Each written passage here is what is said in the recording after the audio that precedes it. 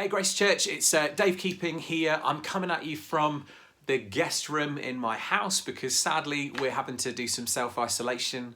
The kids are all snotty and horrible and I'll spare you the details. But as we've had to consider how we as a family are responding to the government advice last night as to how we're to have some respect and reverence towards coronavirus, we need to talk about how we're going to do that as a church family. Jez, Paul and I met last night over a video call, and it will come as no surprise to you that the decision that we've made is we're going to have to suspend all of our gatherings as a church family from this point forward. What that means is we're not going to have community groups, we're not going to gather together on a Sunday morning. Our quiz night is going to be postponed until further notice. Our Into the Word school, Bible training evenings are going to be suspended for the foreseeable future. What we are going to try and do is move as much of our activity together as a church that we'd usually enjoy face to face online.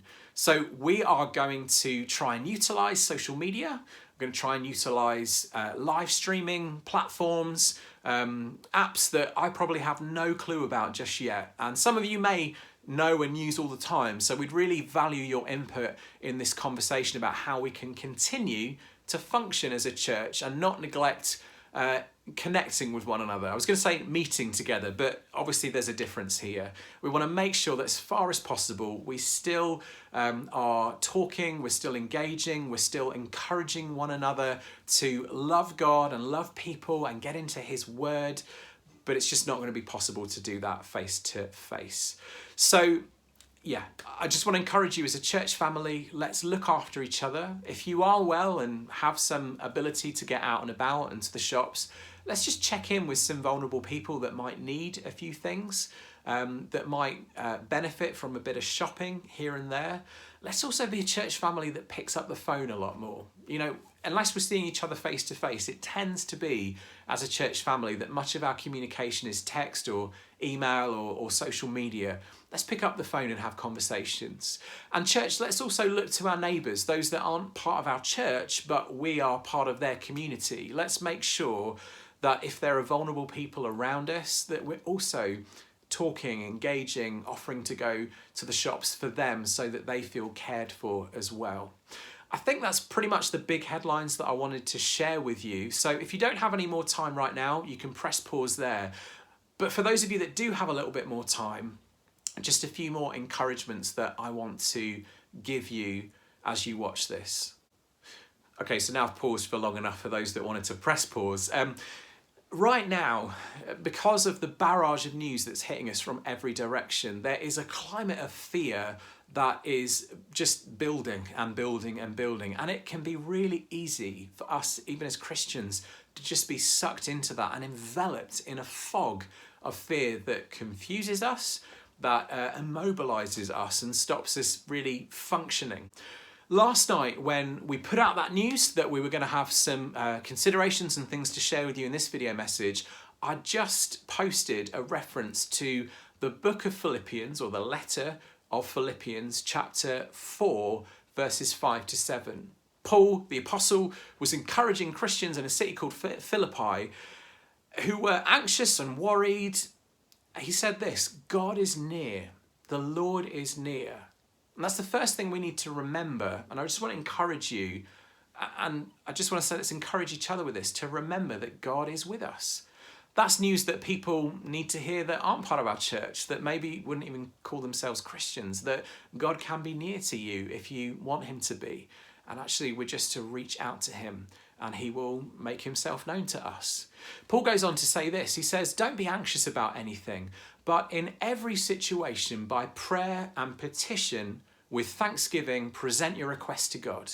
And get this, and the peace of God, which transcends all knowledge and understanding, will guard your hearts and your minds in Christ Jesus.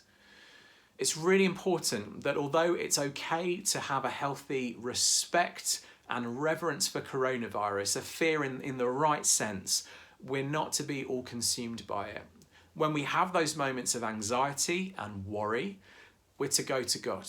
He knows the future. He knows what's around the corner. He may choose to share that with us. He may not choose to share that with us.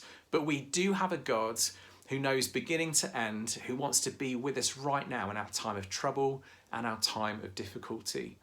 We need to encourage one another in that, but also, hey, that's good news that we need to share with others. I've been reading a few articles today about how the church has historically responded and seen times of great flourishing and opportunities for the gospel to be heard in the midst of really difficult outbreaks like the Black Plague, like Spanish flu, some of these really old school illnesses that we thought were things of the past, and we thought pandemics like that could never happen again. But look where we are today.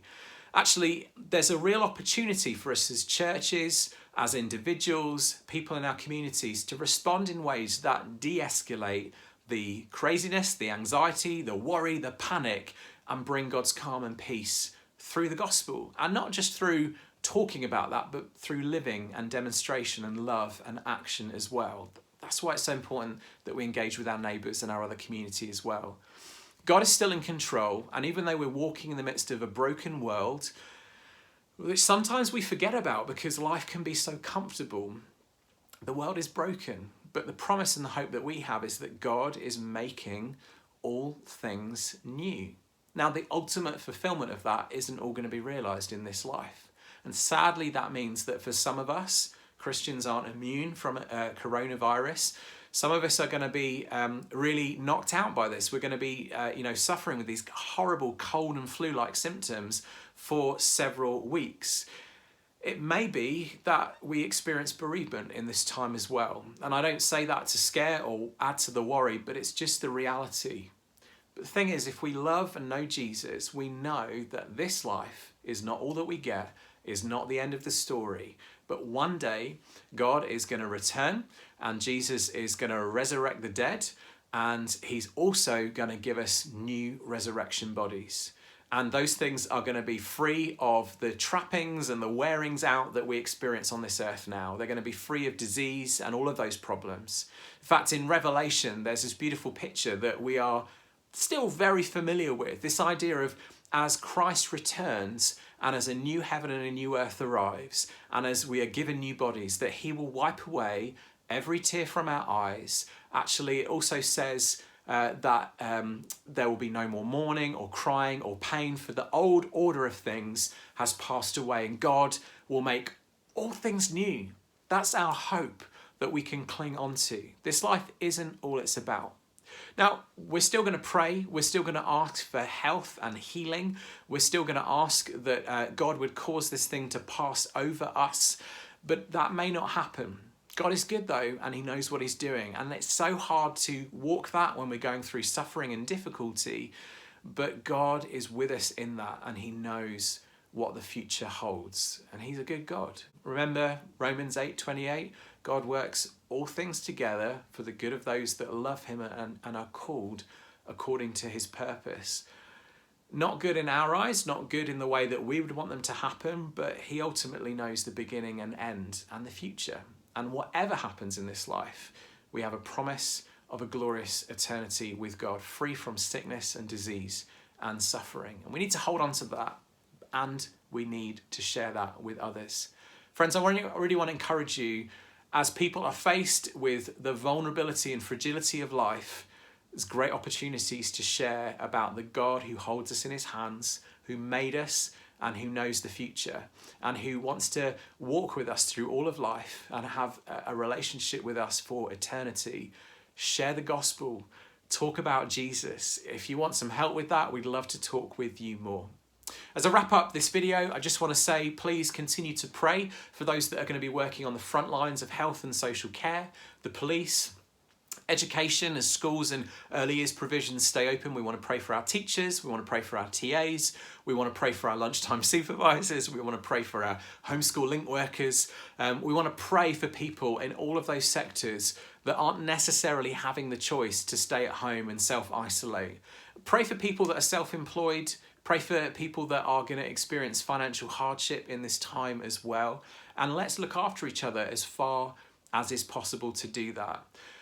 At some point, we are going to be able to gather together again. And that seems far away right now, but it will happen. And let's look forward to that. And more than that, let's look forward to the surprise when we get together and maybe even find that there are so many new people who we've shared the gospel with, who've responded positively, that we might even struggle to fit in the venue that we have been occupying right now. So God bless you. I pray for God's peace in your heart and in your mind, and I pray for courage for you right now to face whatever the future might bring with confidence and a hope in our God, to love Him, to love one another, and to hold on to that hope that He is in control and knows what He's doing. I'll give you some more updates as we have them about how we're going to engage together, and yeah, I will see you very soon, I'm sure, on forums like this.